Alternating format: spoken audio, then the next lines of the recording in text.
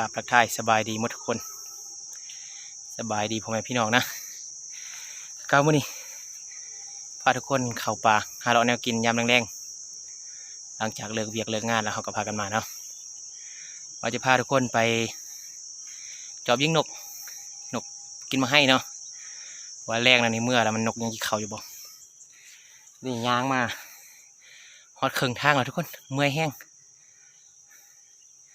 ว่าจะเปิดคลิปยามใดก็ไม่ได้เปิดจักเทื่อมานั่งพักก็เลยเปิดคลิปซะเนาะนี่เขาก็ย่างมาได้ครึ่งทางละแล้วยังจะได้ย่างเมื่อต่อมันเป็นดอยนะคุณเนาะมาให้ข่าวอยู่สันดอยคุณทีนี้เขามานั่งนี่ก็มีกกให้แต่บุเป็นหมากทุกคนไปพอกันอยู่ต้นมะให้พุ่นเนาะทุกคนเนาะมันเพื่อเป็นการประหยัดเวลาเอาแรงเลยล่ะไปเอาถือว่าเขาก็มาฮอดแล้วทุกคนฮอดต้นให้เขาเรื่องนี้เมื่อกี้มาป้าเห็นไก่ทุกคนไก่เมเขาบุปลาขึ้นมาเนาะเขาบุปลาขึ้นมาแล้วพอดีเงยหน้าคือเลยเห็นมันก็เห็นเขาก็เห็นมันทุกคนบุทันมันบินไปก่อนซ้ำคันเป็นปืนแก๊ปนี่อาจจะไหวเนี่ยทุกคนอันนี้เอาล่มมาเนาะเอาบังล่มมาก็เลยสะบุทันได้ยิงซ้ำทุกคนเป็นไก่แม่เสียดายไปเขาจีพาทุกคนไปแปลงห้างแล้วก็ถ่ายยิงนกเบิ่งว่าจิมานบ่นกก็เสียงห้องกับบัวร้ายทุกคนดำ2-3ตัวหรือเป็นน้ำมันแรงหรือเปล่าเนาะไปติดตามกันทุกคนว่าจีมานบ่มื้อนี้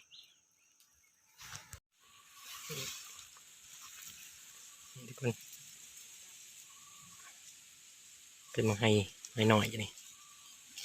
ไก่จิมดเหรอทุกคนยังหน่อยเดียวบัวลาย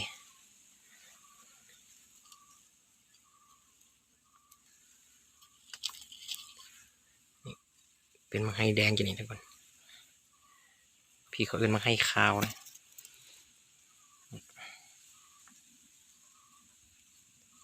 ติดตามกันทุกคนว่าจิมีเตรียมฝากพี่ฝากน้องคือเก่าบ่ต้นของมันเขาจิแปลงอยู่บนอื่นกระตึบทุกคนมันเป็นปลาวายอย่างนี้เนาะมีแต่บอลเดียวนี่อยากต่างหมดติดตามมึงทุกคน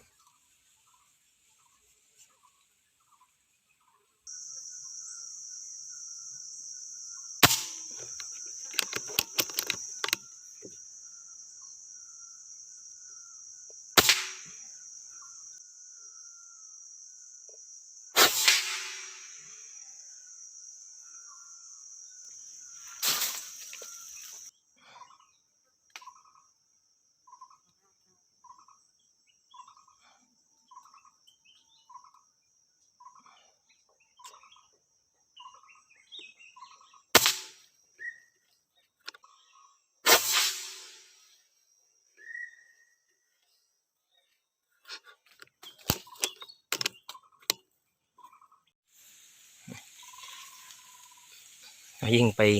3 บาททุกคนพาดไปบาทหนึ่งเอาไปเก็บมานกเขี้ยวน้อยคิดว่านกเขี้ยวใหญ่นกปลิวนกกริบตัวนึงกิ่งเนี่ยมันบ่เข้าทุกคนมันเข้าอยู่พุ่นเขาจะได้ไปสอกแปลงยิงทางนั้นก่อนฝ่าก็ล่มเลยทางนี้มัน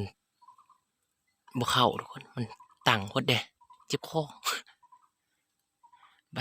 เขาจะไปแปลงอยู่พุ่นแปลงยาไตพุ่นยิงขึ้นมาเทิงเอาไปติดตามมึง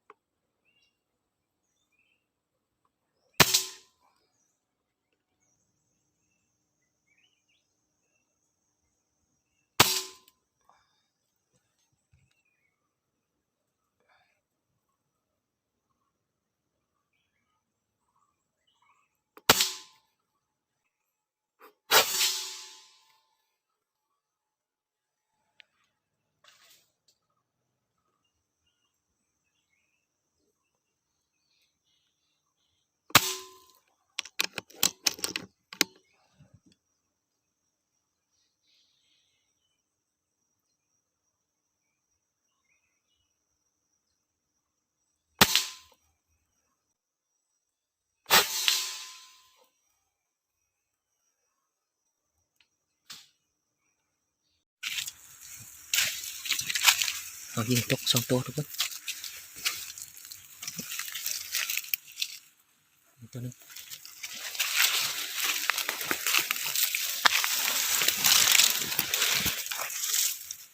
ตัวที่สองเป็นนกเขียวนะ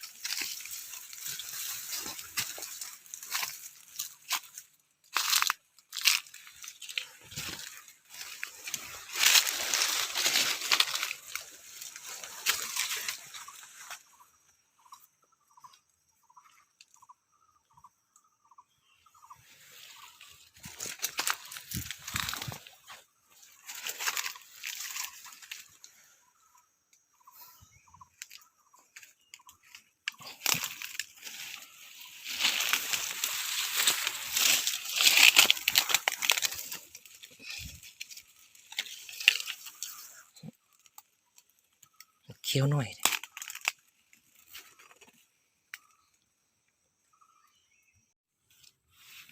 นี่ช่องเต็มทุกคนไอ้นกน้อยๆน้อยๆนกเขียวในเบิ่งอยู่กองคือว่าใหญ่มาตกมาเป็นต้นนกเขียวหน่อยติดตามเบิ่งอีกแล้วกันทุกคน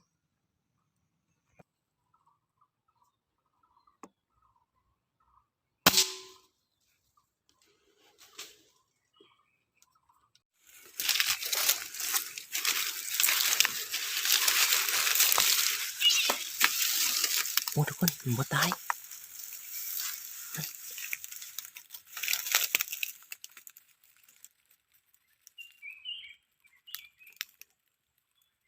มันถึกไม่ดีดมันเลยทุกคนยังบ่ตายเดี๋ยวจะไปเอาปืนมาซ้ำมันก่อน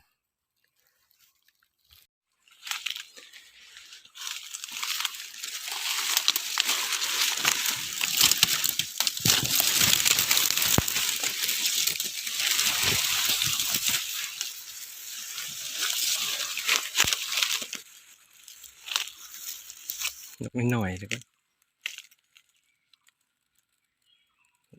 เดี๋ยวเอาปืนมาซ้ำก็มันอยู่ไกลพดส่องบ่เห็นดีกะเอายิงเอาเลยยังบ่ตายเถอะไปเดี๋ยวเราไปเก็บตัวที่สองมัน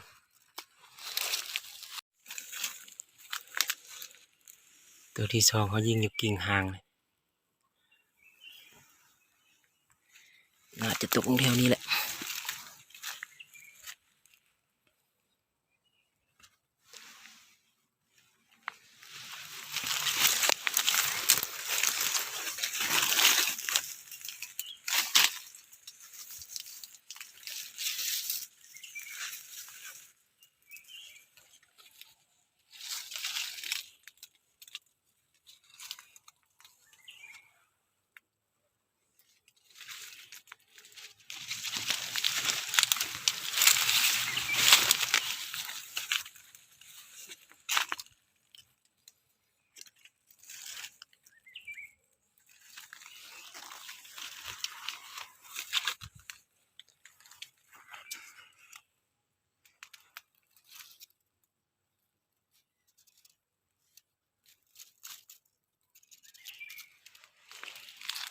บ่เห็นทุกคน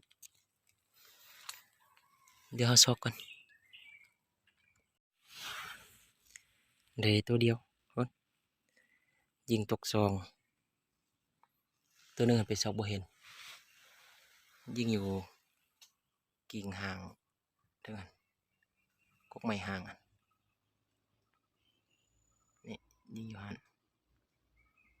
ตกไปซอกบ่เห็นอันนี้ก็ยิงเมื่อกี้ไม่ดีดมันบอกแล้วก็ตกมาบ่ตายเดี๋ยวเอาปืนไปซ้ำเอาได้อีกหนึ่งแต้มเขาจะได้ปลดสะโคบก่อนทุกคนมันอยากมั่วละเอาเบิ่งบ่เห็นเอาทุกคนถือว่าค่ำละถ้าหอกกับบ่มานกกับบ่เข้าเลยว่าปลดสะโคบจะยิงนกกับบ่เข้าทุกคนมื้อนี้แต้มเฮาพอได้ปิ้งเด้อทุกคน1 2 3 4 5 แต้มนกปลิวเนาะนกกลิบหน่อย บ่มานมื้อนี้พ่อจะได้ปิ้ง5 แต้มถือว่าการหาอยู่หากินมื้อนี้เราก็บ่มานปานใดทุกคนแต่วิดีโอนี่ก็หยุดป้าซะมีแหละไว้พอกันวิดีโอหน้าเนาะวิดีโอนี้ก็บ่มีหยังหลายหากินบ่มานมื้อนี้นะฝากพี่พักน้องเลยเนาะกดติดตามเพื่อเป็นกำลังใจให้ผู้เฮ็ดคลิปเนาะขอบใจผู้ที่เข้ามาติดตามและผู้ที่เข้ามารับชม